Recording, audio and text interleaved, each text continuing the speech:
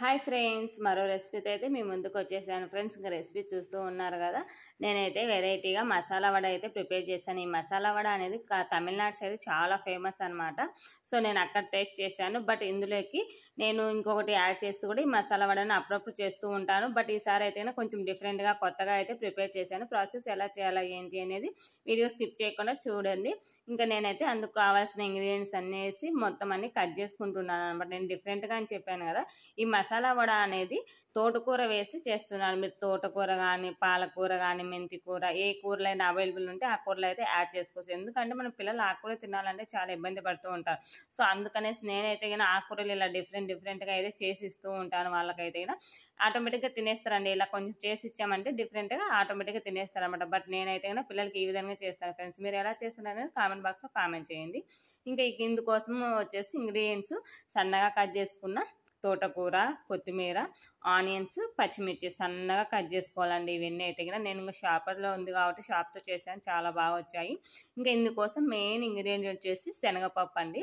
ఇది ఈవినింగ్ చేయాలి అంటే కదా మార్నింగ్ నానబెట్టుకొని పెట్టుకోవాలి. శనగపప్పు మనకి ఎంత నానితే అంత బాగుంటాయి వడలు అనేటివి, మసాలా వడలు అనేటివి. ఇవంతా వాటర్ అంతా తీసేసి జల్లెల్లో వేయాలి. అస్సలు వాటర్ లేకోకుండా చేసుకోవాలి ఈ రెసిపీ అనేది. ఇంక ఇలా మిక్సీ జార్లో శనగపప్పును అయితే యాడ్ చేసుకొని ఈ శనగపప్పుని ఒక వాయి వచ్చేసి మెత్తగా పట్టేసుకోండి. ఇంకొక వాయి అంటే ఫస్ట్ టైం చేసేటప్పుడు కొంచెం మెత్తగా పట్టుకోండి, రెండోసారి చేసేటప్పుడు కొంచెం కచ్చాపచ్చగా పట్టుకోండి. అప్పుడే మనకి క్రిస్పీగా చాలా బాగుంటాయి. అలాగే కొన్ని ఉంచుకొని తర్వాత ఆ శనగలు కూడా ఇందులో యాడ్ చేసామంటే మనకి ఏగిన తర్వాత టేస్ట్ అనేది డిఫరెంట్గా ఉంటుంది. సో ఈ వడన అయితే నేను తమిళనాడు సైడ్ ఎక్కువ టేస్ట్ చేశాను. అప్పుడు హాస్టల్లో ఉన్నప్పుడు తిరుపతిలో చేసేవాళ్ళు అనమాట. అక్కడ చూశాను ఈ రెసిపీ అనేది. ఇంకా అప్పటి నుంచి అప్పుడప్పుడు ట్రై చేస్తూ ఉంటాను. ఇంకా అందులోకి ఇంకా ఈ విధంగా కొత్తగా కొంచెం ఆకుకూరలు ఇవన్నీ కలిపి అప్పుడప్పుడు చేస్తూ ఉంటాను అనమాట. ఇంకా కట్ చేసుకున్న ఇంగ్రీడియంట్స్ అన్నీ ఈ మిశ్రమంలో వేసేసి కొంచెం గరం మసాలా అండ్ ధనియాల పొడి, అల్లం వెల్లుల్లి పేస్ట్, కొంచెం జీలకర్ర అండ్ సాల్ట్, అంతేనండి. ఇవన్నీ వేసేసి మంచిగా కలిపేసుకోవాలి. అసలు ఎటువంటి వాటర్ అయితే కన్నా యాడ్ చేయొద్దండి. వాటర్ వేస్తే అసలు బాగుండదు. ఈ తడితోనే మనం ఇలా కలిపేసుకోవాలన్నమాట. టేస్ట్ చూసుకొని సాల్ట్ అనేది యాడ్ చేసుకొని మంచిగా కలిపేసుకుంటే ఇలా మనం ఒత్తితే వడలు షేప్ అనేది వచ్చేస్తుంది అనమాట.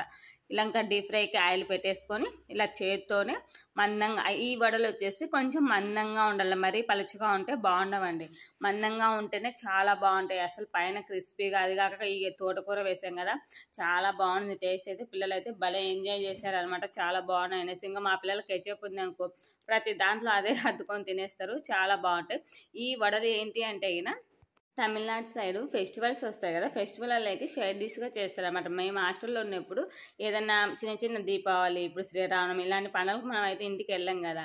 సో ఆ మెయిన్ పండుగలకు అయితే ఇంటికి వెళ్తాం కదా. అప్పుడు హాస్టల్లో ఉన్న వాళ్ళకి ఇలా మసాలా వడ అనేది పండుగ రోజు చేసి ఇస్తారన్నమాట. చాలా బాగుంటుంది. అక్కడ చూశాను. తర్వాత మా ఫ్రెండ్ వాళ్ళ ఇంటికి వెళ్ళిన తర్వాత ఆంటీ చేశారంటే వాళ్ళు తమిళనాడు సైడ్ అనమాట.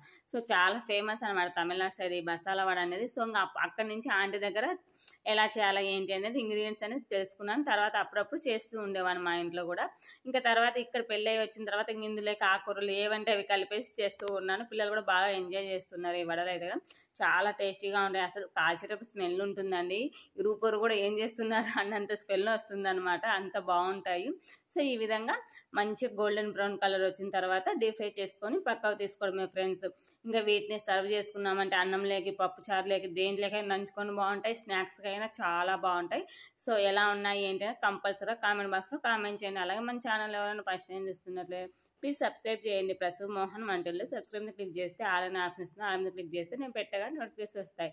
సో ఎలా ఉన్నాయి ఏంటి అని మీకు నచ్చినట్లయితే ప్లీజ్ లైక్ చేసి మీ ఫ్రెండ్స్కి ఫార్వర్డ్ చేయండి. మరో వీడియోతో మళ్ళీ కలుసుకుందాం. By by, take care.